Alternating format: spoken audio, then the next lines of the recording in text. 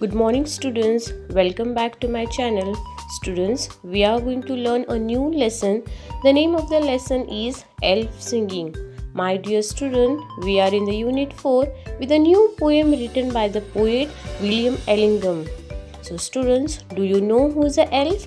Yes, an elf is an imaginary creature with the magical powers. So now I am going to read this poem to you. Lesson number 28, The Elf Singing. An elf sat on a twig. He was not very big. He sang a little song. He did not think it wrong, but he was on a wizard's ground who hated all sweet sound. Elf, elf, take care of yourself.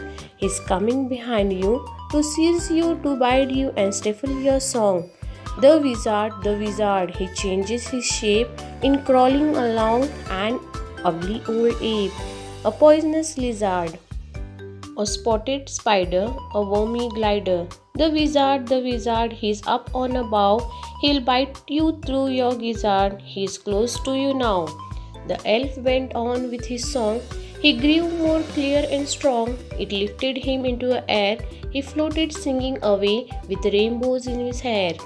While the wizard worm from his creep made a sudden leap, fell down into a hole, and ere his magic word he would say was eaten up by a mole.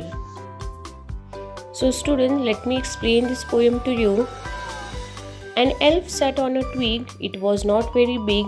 He sang a little song. He did not think it wrong, but he was on a wizard's ground who hated all sweet sound.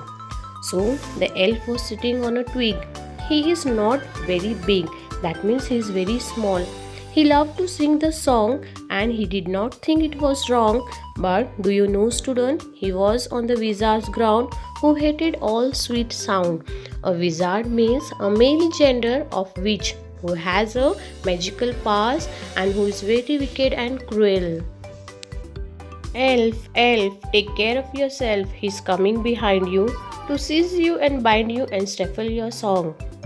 In this stanza, the poet is telling the elf to take care that the wizard is behind him, to seize him and to bind him and stifle his song. That means to catch him and tie him and stop his singing. The wizard, he changes his shape in crawling along an ugly old ape, a poisonous lizard. Here, the poet warns the elf that the wizard is changing his shape.